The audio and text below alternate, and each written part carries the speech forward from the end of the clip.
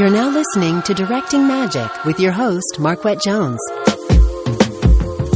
Hello and welcome back to the Directing Magic podcast. This is your host, Marquette Jones, and I'm doing something a little bit different this time because I participated in a press junket with one of my filmmaking heroes, Mary Harron, and her longtime collaborator, Guinevere Turner. So I jumped right into that interview. I didn't introduce him. I didn't even tell him my name. Like, it was kind of a hot mess, but I think I calmed down in the end. And so I am pre-recording or post-recording this to tell you all, yes, Mary Harron, Guinevere Turner, their new film. It's called Charlie Says. And in the past, they have worked together on I Shot Andy Warhol and the infamous, famous cult classic American Psycho. So we're getting ready to jump into that interview and also have you guys listen to the trailer before we do that.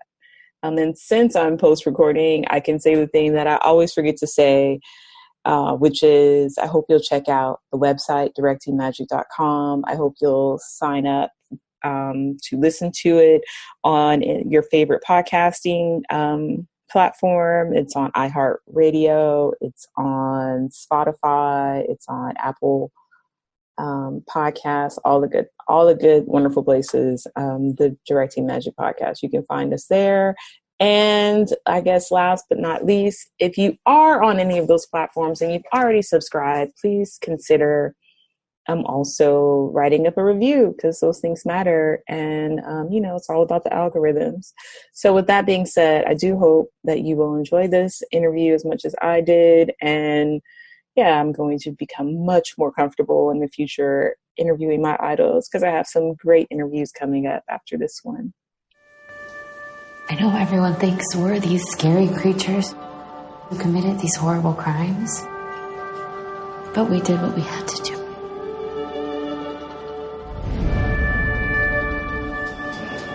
I need your help with the Manson girls over in the Special Security Unit. Good morning, ladies. I'd like you to meet Carlene Faith. Hi, Carlene. What is it you can really do for them? I just want to remind them who they were before they ever met Charles Manson. It's like being home again. The family before the crimes, when everything was about love. What do we have here? I'm Leslie. I think we should let her stay. You're going to be Lulu. We don't talk about our pasts. Our lives started when we met Charlie. We're all about love here. We got no secrets. We got no shame. Sometimes there has to be some death of self, changes, tears. Or are you willing to die for me? I want to go on an adventure. Hello. Do I know you? Get ready to fight. And if I die, will you come? Charlie taught us that death and life are the same thing, so there's nothing to be afraid of. Do you love me? Thrust and jab like you mean it. Thrust, jab. We wanted to believe something big was going to happen. So baby, run. If you care for me. We're going to go out and we're going to get it right. There are real victims in this prison. Maybe these women are victims too. The time is now, man.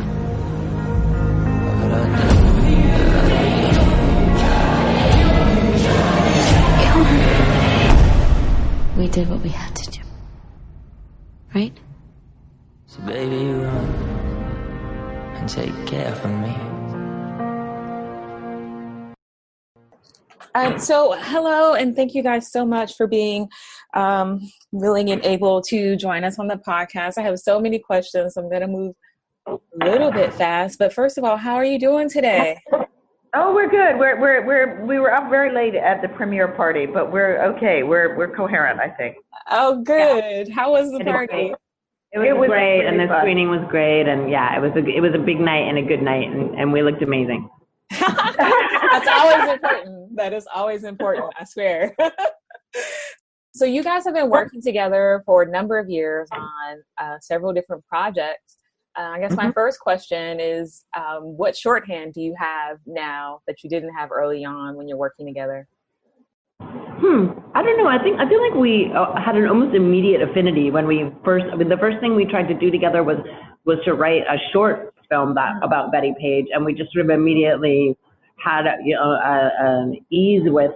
I think a lot of it has to do with like a kind of trust, like saying like, here's a good idea, but here's a better idea, or I like that, but maybe this. I mean, we just sort of.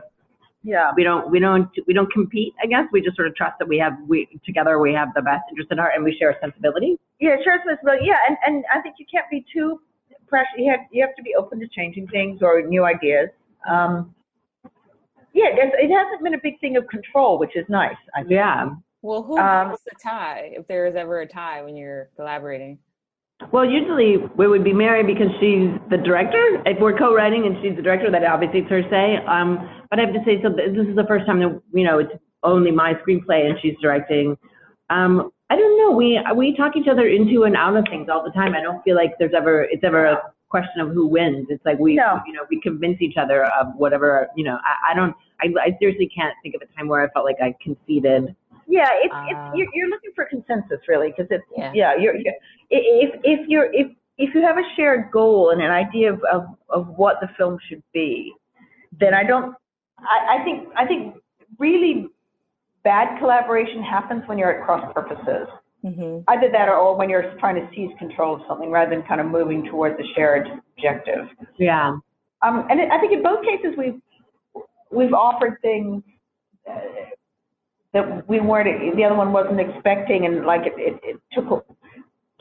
We've written a new script after this one, and there was something that Gwen suggested is quite violent and quite sudden, and I was like, oh wow! But it took me a little while to understand it, but yes, that's pushing me to go into a good direction. Mm. Yeah, so sometimes that happens.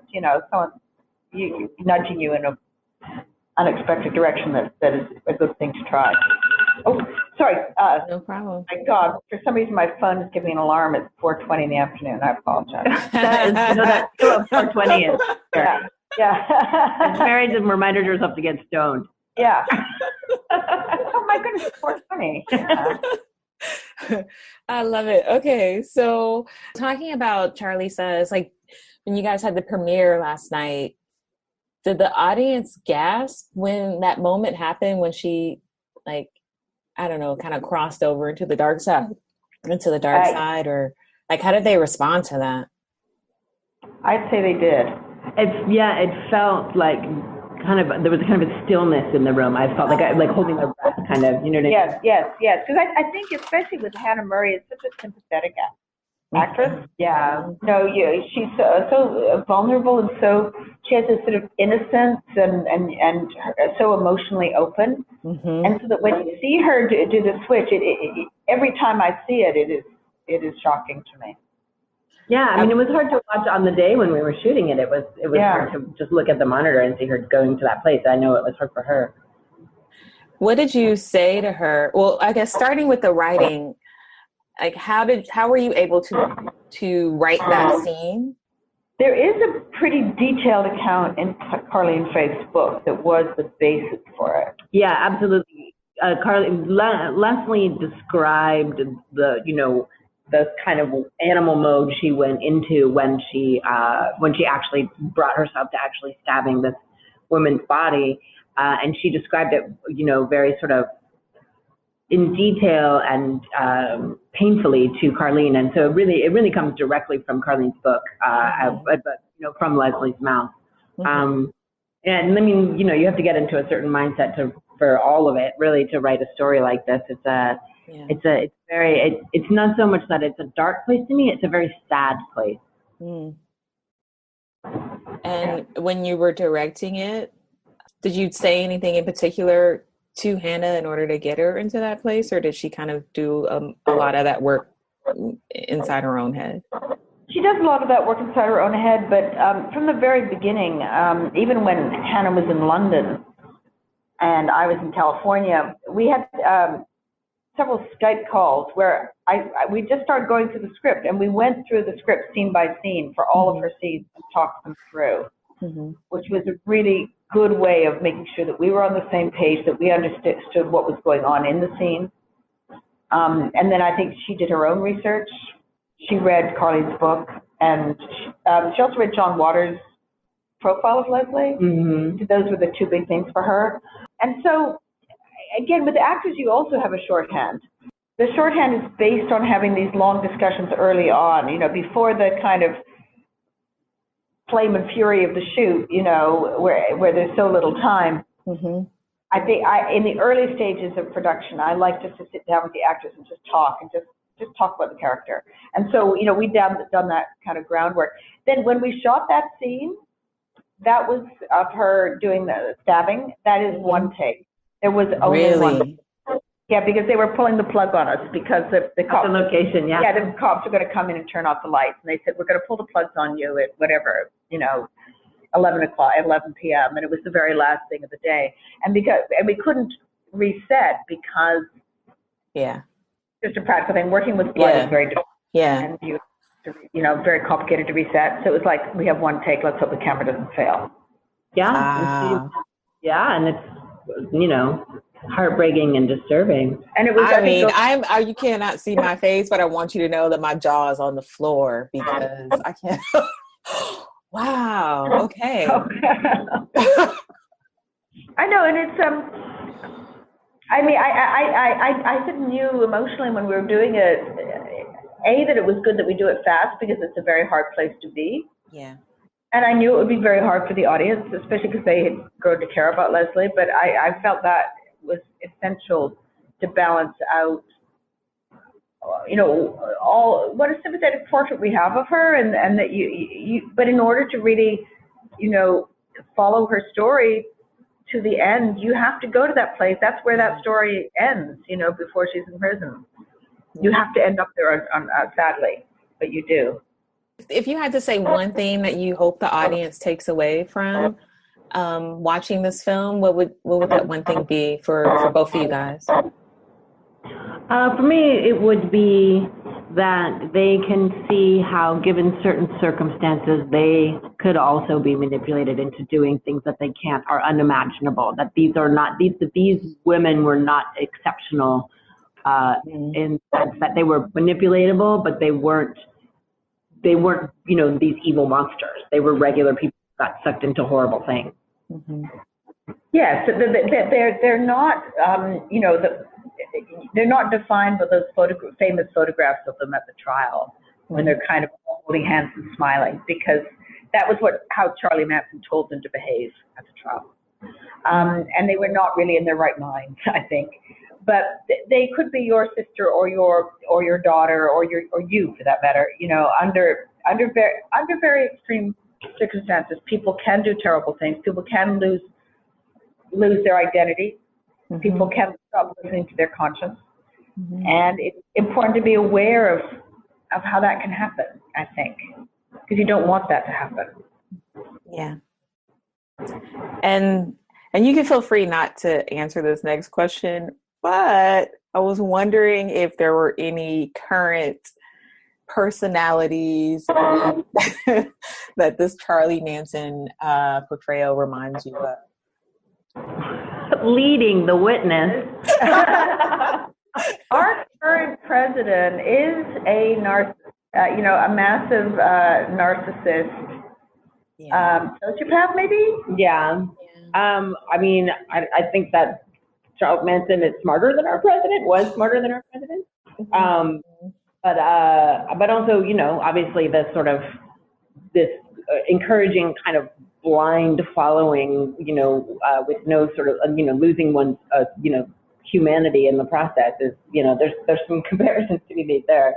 I mean, I think that there are personality types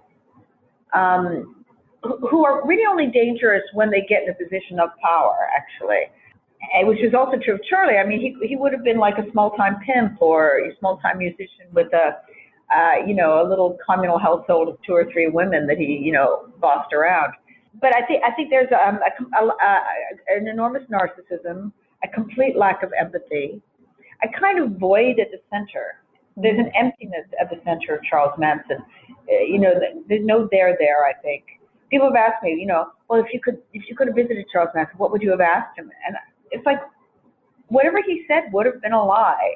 Yep. And possibly just made up on the spot. You know, he was sort of an impulsive and compulsive speaker. Yeah, and he was Manson was entirely focused on manipulation, and he was entirely focused on power. He had a great gift, which he'd learned in prison, of spotting the weakness in others and how to exploit that. And obviously had a bullying streak as well. But he was also a coward. And, you know, the fact that he sent other people out to do those crimes, he did not go and do it himself. And I think there is a kind of coward stroke bully element in the president. Indeed.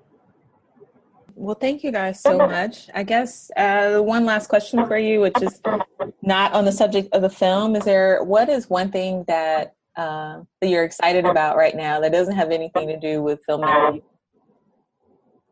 I want to see Patti Smith tonight. I'm excited about that. I'm excited that I just published an essay in the New Yorker, and I'm excited for some of the will be very sort of personal and important results of that essay. What's the name of it? It's in print. It's called The Others. It's in this week's issue. Awesome. Thank you guys. I'm really honored that you agreed to come on the show. I totally appreciate it. Me and all of my friends have followed your work forever. And this is truly a joy for me to be able to speak with you. And I wish you the best of luck with Charlie Says. I know everyone's going to be as stunned as I was when we get to the climactic moment of that film. And I thought you did a wonderful job with it, both in the writing and the directing. It was really great. Oh, thank you so much. Mm-hmm. And thanks for talking to us. All right, take care. Have a great rest of your day. Thank you. Bye. You've been listening to Directing Magic with Marquette Jones. Be sure to visit directingmagic.com for past episodes and other information relating to the show. Also, be sure to subscribe and rate and comment on iTunes. Until next time, bye-bye.